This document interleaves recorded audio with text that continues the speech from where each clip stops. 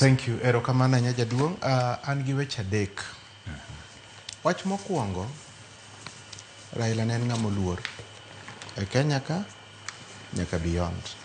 Nasomo mbui moro mandiko ni a civilian momi the kind of state burial momi Raila pok onenore e Kenya ka. Sure.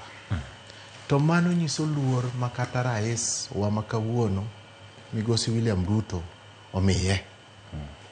To kama cha luor momi Raila, wan be kwa ywak to aywa gi luor.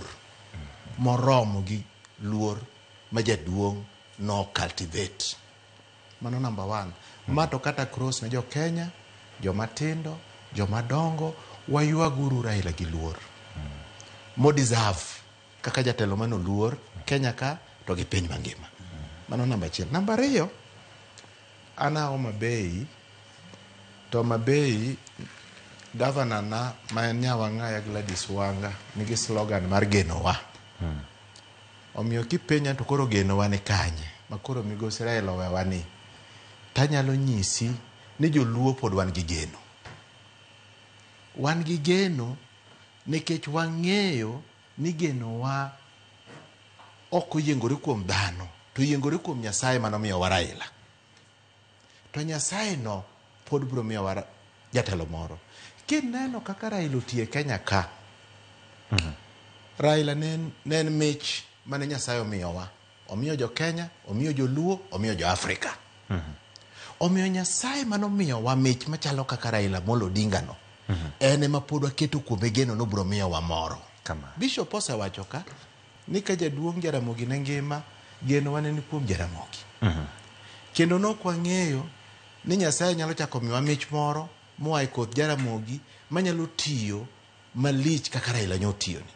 Omiyo an kaka bishop to gona gi jothurwa gi jo Kenya mangima pok awito geno. An gi geno ni Nyasaye manochiwo nwa Raila pod biro medo, biro miyowa jatelo moro mabiro chung' ka Raila. Jotelo ng'eny kendo Nyasaye oherowa ka jo Kenya. Wasekalo kenge matek ahinya to waseneno duong' Nyasaye. Emomiyo Kenya king'iye pinje moluorowa, wan mwachalo chula ma kwe yudore kuom pinje moluorowa. Omiyo ang'e ni Nyasaye ma walamo ma jo kanisa lamo, aneno ka jo evangelical association umbrella ondika a very powerful pastoral letter. To kata wan kaka kanisni, kaka jo SDA chieng' Sabato ma en Saturday, wabiro bedo gi lamo across board.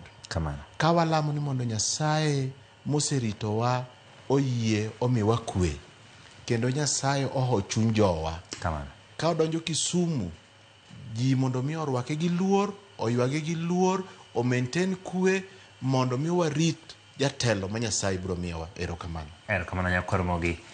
Erokamano Bishop kuom yudo thuolo, erokamano Pastor kuom yudo thuolo mar mondo molos koda. Wantiere kanyo kod Pastor